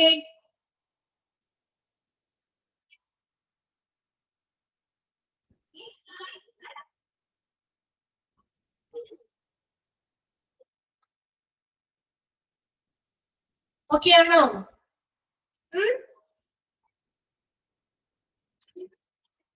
ഓക്കെ അല്ലേ? ഇപ്പൊ ഓൾറെഡി നിങ്ങൾ ഡിപ്ലോമയിൽ പഠിച്ച കാര്യങ്ങളായതുകൊണ്ടാണ് മിസ് ജസ്റ്റ് ഒന്ന് പറഞ്ഞു തന്നത്. അപ്പൊ അതൊക്കെ ഇതേ സെന്റൻസ് തന്നെയാണ് നിങ്ങൾ ഡിപ്ലോമയിൽ പഠിച്ചിരിക്കുന്നത് കേട്ടോ. ഇനി ഇതുമായിട്ട് കണക്ട് ചെയ്ത് കുറച്ച് കാര്യങ്ങൾ ഇനി നമ്മുടെ നാവുമായിട്ട് ബന്ധപ്പെട്ട് പറയുകയാണെ. It is vital for the hospital to make a definite plan of action for obtaining accreditation and nominate a person to coordinate all activities related to seeking accreditation. അപ്പൊ ഒരു ഹോസ്പിറ്റൽ അക്രഡിറ്റേഷൻ വേണം. അങ്ങനെയാണെങ്കിൽ ആ ഹോസ്പിറ്റല് ഒരു പ്രത്യേകമായിട്ടുള്ള ഒരു പ്രവർത്തന പദ്ധതി തയ്യാറാക്കേണ്ടതായിട്ടുണ്ട് അല്ലെ. ആ അക്രഡിറ്റേഷൻ എങ്ങനെയെങ്കിലും അവർക്ക് നേടിയെടുക്കണം എന്നൊരു ആഗ്രഹം, വളരെ നല്ല രീതിയിലുള്ള ഒരു ആഗ്രഹമുണ്ട്, അല്ലെങ്കിൽ നേടിയെടുക്കണം എന്നൊരു ചിന്തയുണ്ടെങ്കിൽ അവരതിനു വേണ്ടിയിട്ട് ഒരു പ്രത്യേകമായിട്ടുള്ള പ്രവർത്തന പദ്ധതി തയ്യാറാക്കേണ്ടതായിട്ടുണ്ട്. അതിലൂടെ അവർക്ക് അക്രഡിറ്റേഷൻ എന്ത് ചെയ്യാൻ പറ്റും? നേടിയെടുക്കാൻ പറ്റും. അതിനു വേണ്ടിയിട്ട് ഒരു വ്യക്തിയെ, ഇപ്പൊ നമ്മുടെ എന്തൊരു പ്രവർത്തന ഒരു പ്ലാൻ തയ്യാറാക്കുമ്പോഴും അതിലൊരു വ്യക്തിയെ നമ്മൾ ലീഡറായിട്ട് തെരഞ്ഞെടുക്കും. ശരിയല്ലേ? എല്ലാ കാര്യങ്ങളും കൃത്യമായിട്ട് കോർഡിനേറ്റ് ചെയ്ത് നടപ്പിലാക്കാൻ വേണ്ടിയിട്ട് തിരഞ്ഞെടുക്കില്ലേ? തിരഞ്ഞെടുക്കോ? എന്തൊരു കാര്യമാണെങ്കിലും ഒരു ഗ്രൂപ്പായിട്ട് നമ്മൾ ചെയ്യുമ്പോൾ അതിലൊരു വ്യക്തിയെ എല്ലാ കാര്യങ്ങളും കോർഡിനേറ്റ് ചെയ്യാനായിട്ട് നമ്മൾ തിരഞ്ഞെടുക്കാറില്ലേ? അതുപോലെ തന്നെ ഇവിടെ ഒരു വ്യക്തിയെ നോമിനേറ്റ് ചെയ്യുന്നു. എന്തിനു വേണ്ടി? to coordinate all activities related to seeking accreditation. Accreditation നേടിയെടുക്കുന്നതിന് വേണ്ടിയിട്ടുള്ള എല്ലാ പ്രവർത്തനങ്ങളും കൃത്യമായിട്ട് കോർഡിനേറ്റ് ചെയ്യാൻ വേണ്ടിയിട്ട് ഒരു വ്യക്തിയെ നമ്മൾ നോമിനേറ്റ് ചെയ്യും. ആ നോമിനേറ്റ് ചെയ്ത വ്യക്തി, an official nominated by the hospital should be familiar with the latest standards of the hospital quality management system. അപ്പൊ ഇവിടെ നമ്മൾ ആരെയാണ് നോമിനേറ്റ് ചെയ്ത് ആ ഒരു എല്ലാ കാര്യങ്ങളും കോർഡിനേറ്റ് ചെയ്യാനായിട്ട് ആരെയാണോ നമ്മൾ നോമിനേറ്റ് ചെയ്ത് ഒഫീഷ്യലായിട്ട് വെച്ചിരിക്കുന്നത്, വ്യക്തിയായിട്ട് വെച്ചിരിക്കുന്നത്, ആ വ്യക്തിക്ക് എന്തായിരിക്കണം? ഈ ലാബുമായി ബന്ധപ്പെട്ട ക്വാളിറ്റി മാനേജ്മെന്റ് സംവിധാനവുമായി ബന്ധപ്പെട്ടൊക്കെയുള്ള പുതിയ ലേറ്റസ്റ്റ് ആയിട്ടുള്ള സ്റ്റാൻഡേർഡുകളെ കുറിച്ച് കൃത്യമായിട്ടൊരു പരിചയം വേണം. വേണ്ടേ? എന്നാലല്ലേ എല്ലാ ആക്ടിവിറ്റീസും നന്നായിട്ട് ചെയ്യാൻ പറ്റുള്ളൂ. അല്ലാതെ അറിവില്ലാത്ത പരിചയമില്ലാത്ത ആളെ കൊണ്ടുപോയി കോർഡിനേറ്റ് ചെയ്യാൻ വെച്ചിട്ട് കാര്യമുണ്ടോ? ഇല്ല അല്ലെ? അപ്പൊ നമുക്കൊരു അക്രഡിറ്റേഷൻ വേണം, അല്ലെങ്കിൽ നേടിയെടുക്കണം എന്നൊരു ഉദ്ദേശമാണെങ്കിൽ ആ കൃത്യമായിട്ടുള്ള ആളുകളെ ആയിരിക്കണം നോമിനേറ്റ് ചെയ്യേണ്ടത്. ആ വ്യക്തിക്ക് പുതിയ പുതിയ ഹോസ്പിറ്റലുമായി ബന്ധപ്പെട്ട പുതിയ സ്റ്റാൻഡേർഡുകൾ, ക്വാളിറ്റിയുമായി ബന്ധപ്പെട്ട സ്റ്റാൻഡേർഡുകളെ കുറിച്ച് കൃത്യമായിട്ടൊരു പരിചയം ഉണ്ടായിരിക്കണം. And the hospital standards R freely available for downloading from the NAV website. ഈ താഴെ ഒരു വെബ്സൈറ്റ് കാണിച്ചിട്ടുണ്ടല്ലോ, കണ്ടോ? അത് ആ വെബ്സൈറ്റുകളിൽ നിന്ന് നമുക്ക് ഹോസ്പിറ്റലിന്റെ സ്റ്റാൻഡേർഡ്സുമായി ബന്ധപ്പെട്ട കാര്യങ്ങള്, നാമിന്റെ സ്റ്റാൻഡേർഡ്സുമായി ബന്ധപ്പെട്ട കാര്യങ്ങള് ഫ്രീ ആയിട്ട് നമുക്ക് എന്ത് ചെയ്യാൻ പറ്റും? ഡൗൺലോഡ് ചെയ്ത് ലഭ്യമാക്കാൻ സാധിക്കും. Then the hospital accreditation guidebook need to be procured through the NAV website. നമുക്ക് ഹോസ്പിറ്റൽ അക്രഡിറ്റേഷനുമായി ബന്ധപ്പെട്ട ഗൈഡ് ബുക്കുകൾ, അതായത് എത്ര ചാപ്റ്റേഴ്സ്, അതിലുള്ള സ്റ്റാൻഡേർഡ്സ്, ഒബ്ജക്റ്റീവ് എലമെന്റ്സ് മുതലായ കാര്യങ്ങളൊക്കെ ഉൾപ്പെടുന്ന ഗൈഡ് ബുക്കുകൾ നമുക്ക് നാവിന്റെ വെബ്സൈറ്റുകളിലൂടെ ഇതാണ് വാങ്ങാനായിട്ട് സാധിക്കും. അതിന് one can purchase the guidebook on standards by making the payment at the website. ഈ വെബ്സൈറ്റില് നമുക്ക് കയറിയിട്ട് അതിന്റെ ആ ഒരു ഗൈഡ് ബുക്കിന്റെ സ്റ്റാൻഡേർഡ്സ് ഉൾപ്പെടുന്ന ഗൈഡ് ബുക്കിന്റെ പേയ്മെന്റ് എത്രയാണോ അത് പേയ്മെന്റ് ചെയ്ത് കഴിഞ്ഞാൽ നമുക്ക് ആ ഒരു ഗൈഡ് ബുക്ക് ആർക്ക് വേണമെങ്കിലും പർച്ചേസ് ചെയ്യാവുന്നതുമാണ്. അപ്പൊ എന്തൊക്കെ കാര്യങ്ങളാണ് പറഞ്ഞത്? ഒരു ഹോസ്പിറ്റലിന് അക്രഡിറ്റേഷൻ വേണമെന്നുണ്ടെങ്കിൽ അവർ അതിന് വേണ്ടിയിട്ടുള്ള പ്രത്യേകമായിട്ടുള്ള പ്രവർത്തന പദ്ധതി, ഒരു ആക്ഷൻ പ്ലാൻ തയ്യാറാക്കേണ്ടതായിട്ടുണ്ട്. അതിന് വേണ്ടിയിട്ട് അതിന്റെ ഭാഗമായിട്ട് അവരൊരു വ്യക്തിയെ നോമിനേറ്റ് ചെയ്യുന്നു. ആ വ്യക്തി ആയിരിക്കണം ആ അക്രഡിറ്റേഷൻ നേടിയെടുക്കുന്നതിന് വേണ്ടിയിട്ടുള്ള എല്ലാ പ്രവർത്തനങ്ങളും കോർഡിനേറ്റ് ചെയ്യേണ്ടത്. അങ്ങനെ നോമിനേറ്റ് ചെയ്യുന്ന ഒഫീഷ്യൽ എന്ന് പറയുന്നത് ഈ ഒരു നാവിന്റെ പുതിയതായിട്ടുള്ള ലേറ്റസ്റ്റ് ആയിട്ടുള്ള ക്വാളിറ്റിയുമായി ബന്ധപ്പെട്ട സ്റ്റാൻഡേർഡുകളെ കുറിച്ച് കൃത്യമായിട്ടുള്ള ഒരു അറിവും പരിചയമുള്ള ഒരു വ്യക്തിയായിരിക്കണം. അതുപോലെ അവർക്ക് നമുക്ക് എന്ത് ചെയ്യാം? ആ ഹോസ്പിറ്റലിന്റെ അക്രഡിറ്റേഷനുമായി ബന്ധപ്പെട്ട സ്റ്റാൻഡേർഡുകൾ, ഗൈഡ് ബുക്ക് ആയിക്കോട്ടെ, അതല്ല എങ്കിൽ അല്ലെങ്കിൽ സ്റ്റാൻഡേർഡ്സ് എന്തൊക്കെയാണെന്നുള്ളത് നമുക്ക് ഫ്രീ ആയിട്ട് ആ ഒരു വെബ്സൈറ്റിലൂടെ നമുക്ക് എന്ത് ചെയ്യാൻ പറ്റും, ഡൗൺലോഡ് ചെയ്തെടുക്കാൻ പറ്റും. അതിന്റെ ഗൈഡ് ബുക്ക്, സ്റ്റാൻഡേർഡുമായി ബന്ധപ്പെട്ട ഗൈഡ് ബുക്ക് ആണെങ്കിൽ നമുക്ക് നാബിന്റെ വെബ്സൈറ്റുകളിലൂടെ വാങ്ങാനായിട്ട് സാധിക്കും. അതിന് ആ വെബ്സൈറ്റിൽ കയറിയിട്ട് നമ്മൾ അതിന്റെ പേയ്മെന്റ് കൊടുത്തു കഴിഞ്ഞാൽ നമുക്കത് പർച്ചേസ് ചെയ്തെടുക്കാനായിട്ട് സാധിക്കും. ക്ലിയർ ആണോ ഇവിടെ വരെ? സിമ്പിൾ അല്ലേ? കുറെ കാര്യങ്ങളൊന്നും എനിക്ക് ബുദ്ധിമുട്ടില്ല കേട്ടോ. നിങ്ങൾക്ക് എളുപ്പത്തിൽ കണക്ട് ചെയ്ത് പോകാൻ പറ്റുന്ന കാര്യങ്ങളെ പറയുന്നുള്ളൂ. ഓക്കെ അല്ലേ ഇവിടെ വരെയും? ആണോ? ഇത് റിപ്ലൈ ചെയ്ത് കഴിഞ്ഞാലല്ലേ മിസ്സിന് മനസ്സിലാവുള്ളൂ നിങ്ങൾക്ക് ക്ലിയർ ആവുന്നുണ്ട് അല്ലെങ്കിൽ ഓക്കെ ആണെന്നുള്ളത്. ഓക്കെ ആണോ? ഓക്കെ, ശരി. Next, how to apply. എങ്ങനെ നമുക്ക് നാബിന്റെ അക്രഡിറ്റേഷന് വേണ്ടി അപ്ലൈ ചെയ്യാനായിട്ട് പറ്റും. അതില് once the standards are implemented in the hospital, നമ്മൾ പറഞ്ഞിരുന്നു അറ്റ്ലീസ്റ്റ് 3 മാസമെങ്കിലും അവിടെ നാബിന്റെ സ്റ്റാൻഡേർഡ്സ് നടപ്പിലാക്കിയതിനു ശേഷം അപ്ലൈ ചെയ്യാൻ പറ്റുള്ളൂ എന്ന് പറഞ്ഞില്ലേ, പഠിച്ചിരുന്നല്ലോ. ഇവിടെ once the standards are implemented in the hospital, ഹോസ്പിറ്റലിലെ സ്റ്റാൻഡേർഡ്സ് അവിടെ നടപ്പിലാക്കിക്കൊണ്ടിരിക്കുന്നുണ്ട്. 3 മാസമായിട്ട് അവിടെ നടപ്പിലാക്കുകയാണെന്നുണ്ടെങ്കിൽ ഹോസ്പിറ്റലിന് അക്രഡിറ്റേഷന് വേണ്ടിയിട്ട് ഓൺലൈനായിട്ട് അവന്റെ വെബ്സൈറ്റുകളിലൂടെ ആപ്ലിക്കേഷൻ കൊടുക്കാവുന്നതാണ്. അപ്ലൈ ചെയ്യാം, അപേക്ഷിക്കാം. അതിനു വേണ്ടി www.nab.com എന്ന് പറയുന്ന ആ ഒരു വെബ്സൈറ്റിൽ കയറിയിട്ട് നമുക്ക് ഓൺലൈനായിട്ട് ഈ ഒരു ആപ്ലിക്കേഷൻ, അക്രഡിറ്റേഷന് വേണ്ടിയുള്ള ആപ്ലിക്കേഷൻ സബ്മിറ്റ് ചെയ്യാവുന്നതാണ്. അതിന് നമ്മൾ ആ ഒരു വെബ്സൈറ്റിലൂടെ നമ്മൾ വെബ്സൈറ്റിൽ കയറും. Use A new email I D four registration. അവിടെ രജിസ്ട്രേഷന് വേണ്ടി ഒരു പുതിയ ഇമെയിൽ ഐ ഡി നമ്മൾ ഉപയോഗിക്കാം. അങ്ങനെ ഒരു ഇമെയിൽ ഐ ഡി ഉപയോഗിക്കുക. അതുപോലെ തന്നെ choose hospital full accreditation as application type ആയിട്ട് ഹോസ്പിറ്റൽ ഫുൾ അക്രഡിറ്റേഷൻ ചൂസ് ചെയ്ത് കൊടുക്കുക. ഇതൊക്കെ നമ്മൾ ഓൺലൈനായിട്ട് ചെയ്യുന്ന കാര്യമാണ് സ്റ്റെപ്പായിട്ട് പറയുന്നത്. ഇനി നാബ് ഷാൽ ആക്ടിവേറ്റ്. അപ്പൊ അങ്ങനെ നമ്മൾ കൊടുത്തു കഴിഞ്ഞപ്പോൾ നാബ് നമ്മുടെ ഇമെയിൽ ഐ ഡി ആക്ടിവേറ്റ് ചെയ്യുകയും ആ ഇമെയിൽ ഐ ഡിയിലേക്ക് ഒരു ലോഗിൻ ആൻഡ് പാസ്വേഡ് നൽകുകയും ചെയ്യും. ഇനി കിട്ടിയിട്ടുള്ള ആ ലോഗിൻ ആൻഡ് പാസ്വേഡ് ഉപയോഗിച്ച് നമുക്ക് ആപ്ലിക്കേഷൻ ഓൺലൈനായിട്ട് തന്നെ എന്ത് ചെയ്യാൻ പറ്റും, ആപ്ലിക്കേഷൻ ഫോം ഫിൽ ചെയ്ത് കൊടുക്കാൻ പറ്റും. ഇത് സാധാരണ നമ്മൾ ഏതൊരു രജിസ്ട്രേഷൻ ചെയ്യുമ്പോഴും നടക്കുന്ന പ്രൊസീജിയർ തന്നെയല്ലേ, അല്ലേ? നമ്മൾ എന്തെങ്കിലും അപ്ലൈ ചെയ്യാൻ വേണ്ടിയിട്ട് ചെയ്യുന്ന സാധാ പ്രൊസീജിയർ തന്നെയാണ്, വേറെ വ്യത്യാസങ്ങളൊന്നും വരുന്നില്ല. അതാണ് നാബിന്റെ ഓൺലൈനായിട്ട്. അപ്പൊ ഹോസ്പിറ്റല് അറ്റ്ലീസ്റ്റ് ഹോസ്പിറ്റൽ ആ സ്റ്റാൻഡേർഡ്സ് ഇംപ്ലിമെന്റ് ചെയ്തിട്ടുണ്ടെങ്കിൽ 3 മാസമായിട്ടുണ്ടെങ്കിൽ അവർക്ക് എന്ത് ചെയ്യാം, അപ്ലൈ ചെയ്യാൻ പറ്റും. അത് ഓൺലൈൻ ആയിട്ടുള്ള വെബ്സൈറ്റുകളിലൂടെയാണ്, അവരുടെ www.nab.com എന്ന് പറയുന്ന ആ വെബ്സൈറ്റിലൂടെയാണ് നമ്മൾ അപ്ലൈ ചെയ്യേണ്ടത്. അതിന് വേണ്ടി ഒരു പുതിയ ഇമെയിൽ ഐ ഡി രജിസ്ട്രേഷന് വേണ്ടി ഉപയോഗിക്കുക.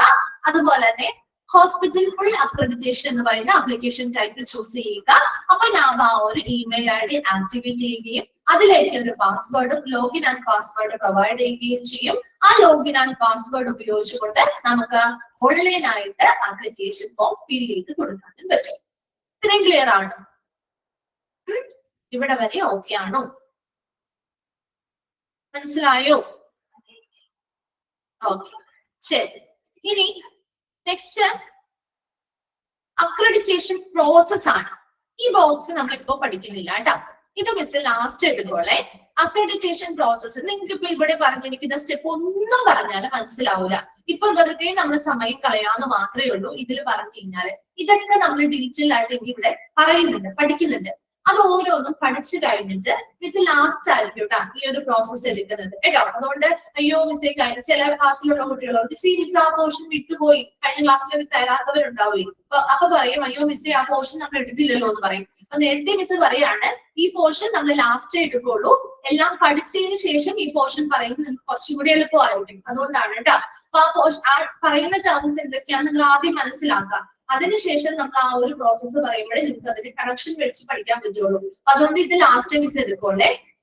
അതിനുശേഷം നമ്മൾ വരുന്ന ഭാഗങ്ങളാണ് ഇനി എടുക്കാൻ പോകുന്നത് കേട്ടോ. ഇതൊക്കെ പഠിച്ചു കഴിഞ്ഞ് കഴിയുമ്പോൾ നമുക്കത് പഠിക്കാം കേട്ടോ. ഓക്കെ അല്ലേ?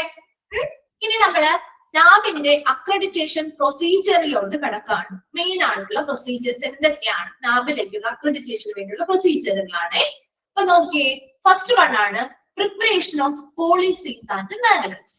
അതായത് the hospital shall prepare the quality manual, policy and procedures and other manual required as per the NAB standard. ഇത് നിങ്ങൾ ക്വാളിറ്റി അഷ്വറൻസ് ആണ് നാബിൽ പഠിച്ച കുറച്ച് കാര്യങ്ങളൊക്കെ ഇതിൽ ഉൾപ്പെടുന്നുണ്ട് കേട്ടോ. Preparation of policy and manual എന്ന് പറഞ്ഞാൽ ഇത് ഹോസ്പിറ്റൽ തയ്യാറാക്കേണ്ടതാണ് കേട്ടോ. ഹോസ്പിറ്റൽ നാബിന്റെ അക്രഡിറ്റേഷന് വേണ്ടിയിട്ട് ക്വാളിറ്റിയുമായി ബന്ധപ്പെട്ട മാനുവലുകൾ തയ്യാറാക്കണം. പോളിസിയുമായി ബന്ധപ്പെട്ട് അവിടെ നടത്താൻ പോകുന്ന പ്രൊസീജിയേഴ്സുമായി ബന്ധപ്പെട്ട് മറ്റു ഡിപ്പാർട്ട്മെന്റുകളുമായി ബന്ധപ്പെട്ട മറ്റു മാനുവലുകളൊക്കെ നാബിന്റെ സ്റ്റാൻഡേർഡിൽ പറഞ്ഞിരിക്കുന്ന ആവശ്യകത പ്രകാരം തന്നെ എന്ത് ചെയ്യുന്നു, തയ്യാറാക്കേണ്ടതായിട്ടുണ്ട്. അത് തയ്യാറാക്കി വെച്ച് കഴിഞ്ഞാൽ അത് നാബിന്റെ കൃത്യമായിട്ടുള്ള അസസ്മെന്റ് ടീം വന്ന് അത് പരിശോധിച്ചതിന് ശേഷമാണ് അക്രഡിറ്റേഷനും കാര്യങ്ങളും നൽകുക. അപ്പൊ അതിനു മുൻപായിട്ട് ആദ്യം ഹോസ്പിറ്റലിൽ എന്ത് ചെയ്യണം, ക്വാളിറ്റിയുമായി ബന്ധപ്പെട്ട മാനുവല്, പോളിസികള്, പ്രൊസീജിയേഴ്സ്, മറ്റു മാനുവലുകളെല്ലാം നാബിന്റെ സ്റ്റാൻഡേർഡിൽ പറയുന്ന ആ റിക്വയർമെന്റ്സ് പ്രകാരം തന്നെ പ്രിപ്പയർ ചെയ്ത് വെക്കണം. ക്ലിയർ ആണോ അത്? അപ്പൊ ആ ഹോസ്പിറ്റലുമായി ബന്ധപ്പെട്ട ക്വാളിറ്റി മാനേജ്മെന്റുമായി ബന്ധപ്പെട്ട കാര്യങ്ങൾ അതിൽ ഉൾപ്പെടുന്നുണ്ട്. ക്വാളിറ്റിയുമായി ബന്ധപ്പെട്ട് ഫോളോ ചെയ്യുന്ന സ്റ്റാൻഡേർഡുകള്, പോളിസികള് മുതലായവയൊക്കെ ഉൾപ്പെടുത്തിക്കൊണ്ടുള്ള മാനുവലുകളാണ് തയ്യാറാക്കുന്നത്. അതുപോലെ തന്നെ പേഷ്യന്റ് സെന്റേർഡ് ആയിട്ടുള്ള കെയർ കൊടുക്കുന്നതുമായി ബന്ധപ്പെട്ട കാര്യങ്ങള്, പ്രോപ്പർ ആയിട്ടുള്ള ഇൻഫെക്ഷൻ കൺട്രോളുമായി ബന്ധപ്പെട്ട കാര്യങ്ങള്, അങ്ങനെ ഓരോന്നുമായി ബന്ധപ്പെട്ട മാനുവലുകള് കൃത്യമായിട്ട് ഹോസ്പിറ്റലിൽ തയ്യാറാക്കി വെക്കണം. ക്ലിയർ ആണോ? ഒരുപാട് ഡീറ്റെയിൽ ആയിട്ടൊന്നും പോകണ്ട, ജസ്റ്റ് അതെന്താണെന്ന് മനസ്സിലാക്കി പോയാൽ മതി. ഓക്കെ ആണോ? ഫസ്റ്റ് വൺ ഓക്കെ അല്ലേ? ഇത് ഹോസ്പിറ്റലാണോ തയ്യാറാക്കേണ്ടത്? അക്രഡിറ്റേഷന് വേണ്ടിയിട്ട് പോകുന്നതിന് മുൻപായിട്ട് ഹോസ്പിറ്റൽ തയ്യാറാക്കി വെക്കേണ്ടതാണ്. രണ്ടാമത്തത് ആപ്ലിക്കേഷൻ ഫോർ അക്രഡിറ്റേഷൻ. അക്രഡിറ്റേഷന് വേണ്ടിയിട്ടുള്ള ആപ്ലിക്കേഷൻ സമർപ്പിക്കുന്നതുമായി ബന്ധപ്പെട്ട് okay, the hospital shall apply to NABH as per the instruction given in the online application portal. നമ്മൾ എന്തൊരു ആപ്ലിക്കേഷൻ സബ്മിറ്റ് ചെയ്യുമ്പോഴും അത് എങ്ങനെ സബ്മിറ്റ് ചെയ്യണം, എന്തൊക്കെ സ്റ്റേജസ് അതിൽ വരുന്നുണ്ട്, അതിന് എന്തൊക്കെ കാര്യങ്ങൾ ആവശ്യമാണെന്നുള്ളത് ആ ആപ്ലിക്കേഷൻ പോർട്ടലിൽ നോക്കി കിട്ടില്ലേ? ഏതൊരു ആപ്ലിക്കേഷൻ കൊടുക്കുമ്പോഴും അവർ അതിന്റെ ഇൻസ്ട്രക്ഷൻസ് കൊടുത്തിട്ടുണ്ടാവും, നോട്ടിഫിക്കേഷൻസ് ആയിട്ട് കാണാറില്ലേ? നമ്മൾ അത് നോക്കിയിട്ട് എത്രയായിരിക്കും ഫീ വരിക, അതുപോലെ തന്നെ ഓരോ അതിന് വേണ്ടിയിട്ട് എന്തൊക്കെ ഡോക്യുമെന്റ്സ് വേണം ഇല്ലേ, കാണാറില്ലേ നിങ്ങള്? ഏത് വെബ്സൈറ്റുകളിലൂടെ നമ്മൾ അപ്ലൈ ചെയ്യണം, അതിന്റെ ഓരോ സ്റ്റേജസും എങ്ങനെയാണ് ചെയ്യുന്നത്, ഏത് സ്റ്റേജിലാണ് പേയ്മെന്റ് അടയ്ക്കേണ്ടത്, അങ്ങനെ കൃത്യമായിട്ടുള്ള ഡീറ്റെയിൽസ് അവരുടെ ആ ആപ്ലിക്കേഷൻ പോർട്ടലിൽ കൊടുത്തിട്ടുണ്ടാവും.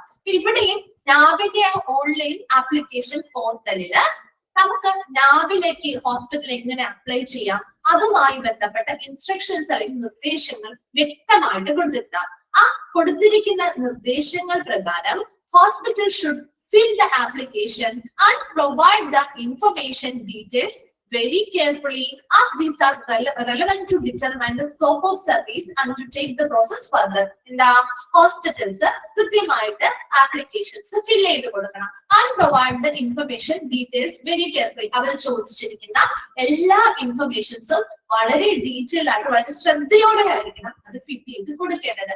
as they are relevant to determine the scope of service. കാരണം നമ്മൾ ഒരു ആപ്ലിക്കേഷൻ കൊടുക്കുമ്പോൾ ആ ആപ്ലിക്കേഷനിൽ കൊടുത്തിരിക്കുന്ന കാര്യങ്ങളെ അടിസ്ഥാനമാക്കിയിട്ടാണ് അവർ കൊടുക്കുന്ന സർവീസുകളുടെ വ്യാപ്തി എത്രത്തോളം ഉണ്ട് എന്ന് നിർണ്ണയിക്കുന്നത്. അതോടൊപ്പം തന്നെ ഈ ആപ്ലിക്കേഷൻ മുന്നോട്ട് പോകണമോ വേണ്ടയോ എന്നൊക്കെ തീരുമാനിക്കുന്നത് ആദ്യത്തെ ആ ഒരു ആപ്ലിക്കേഷനിൽ കൊടുക്കുന്ന ഡീറ്റെയിൽസിനെ ബേസ് ചെയ്തുകൊണ്ടാണ്. അപ്പൊ അതുകൊണ്ട് തന്നെ എപ്പോഴും ഒരു ആപ്ലിക്കേഷൻ ഫിൽ ചെയ്യുമ്പോൾ ഹോസ്പിറ്റലുകാരൻ നിർബന്ധമായിട്ടും വളരെ ശ്രദ്ധയോടുകൂടി കെയർഫുൾ ആയിട്ട് മതിയായ എല്ലാ ഇൻഫർമേഷൻസും നൽകിക്കൊണ്ട് തന്നെ വളരെ ശ്രദ്ധയോടുകൂടി തന്നെ ഫിൽ ചെയ്യേണ്ടതായിട്ടുണ്ട്. ക്ലിയർ ആണോ? ആപ്ലിക്കേഷൻ ഫോർ അക്രഡിറ്റേഷൻ മനസ്സിലായോ? റിപ്ലൈ ചെയ്തേ. മിസ്സിന് മനസ്സിലാവുന്നില്ല, ഭയങ്കര ലാഭായിട്ട് റിപ്ലൈ ചെയ്യുമ്പോൾ ക്ലിയർ ആവില്ല, അല്ലെങ്കിൽ രണ്ടാമത് പറഞ്ഞു തരാൻ വേണ്ടി ചോദിക്കുന്നത്. ഓക്കെ ആണോ? രണ്ടെണ്ണം പ്രിപ്പറേഷൻ ഓഫ് പോളിസി ആൻഡ് മാനുവലും ആപ്ലിക്കേഷൻ ഫോർ അക്രഡിറ്റേഷനും ക്ലിയർ ആണോ? ഓക്കെ ശരി. Third one scrutiny of application. എന്താണ്? നമ്മൾ ആപ്ലിക്കേഷൻ അവർക്ക് അയച്ചല്ലോ.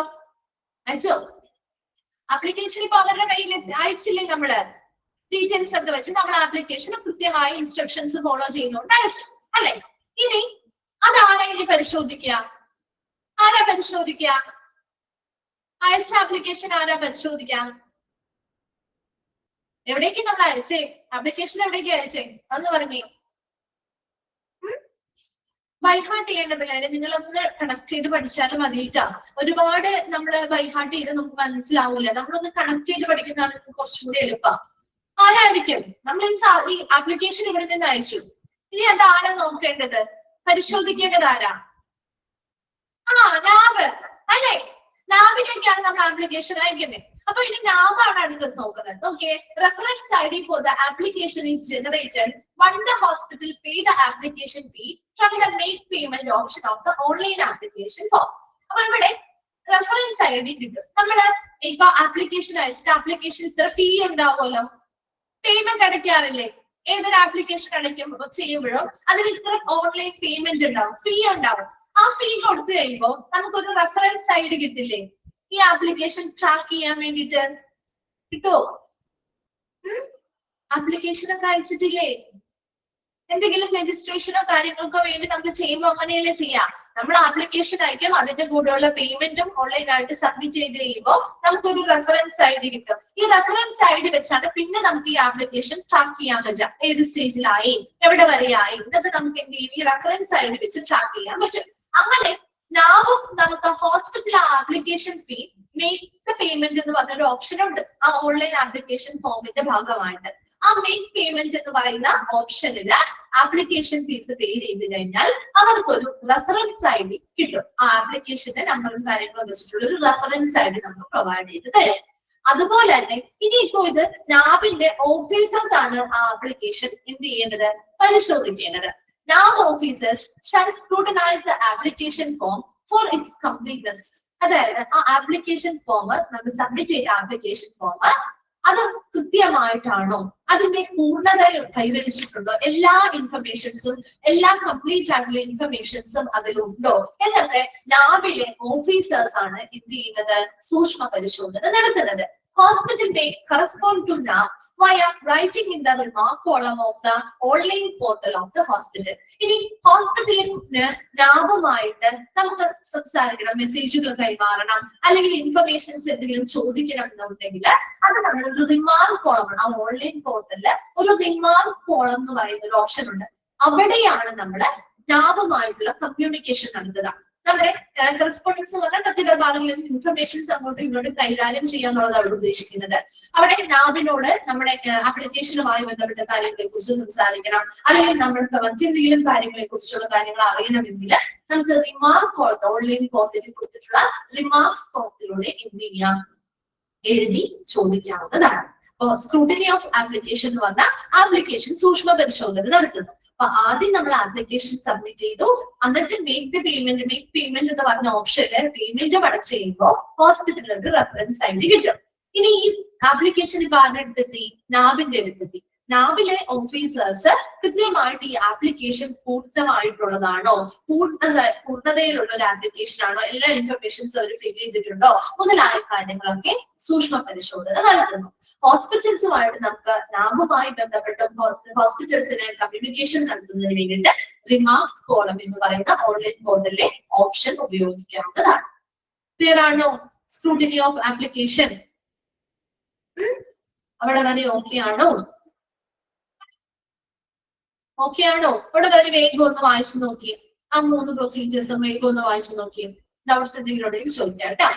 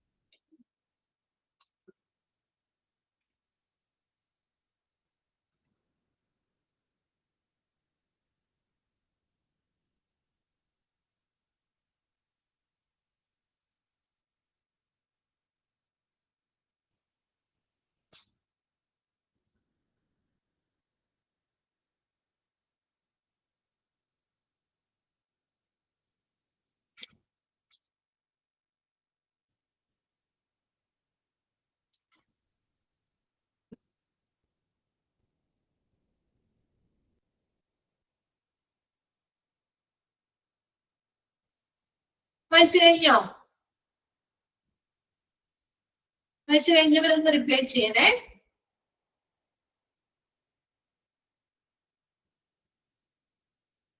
കഴിഞ്ഞു. ഓക്കെ ആണോ? ആ പ്രൊസീജിയേഴ്സ് ക്ലിയർ അല്ലേ? ക്ലിയർ അല്ലേ? ഓക്കെ. അപ്പൊ നെക്സ്റ്റ് ഭാഗം നമുക്ക് അടുത്ത ക്ലാസ്സിൽ എടുക്കാം കേട്ടോ. അപ്പൊ അവിടെ വരെയും വായിച്ചു നോക്കാം. നോട്ട്സോ കാര്യങ്ങളോ ഉണ്ടെങ്കിൽ നെക്സ്റ്റ് ക്ലാസ്സിൽ വരുമ്പോൾ ചോദിക്കാം കേട്ടോ. Okay, thank you.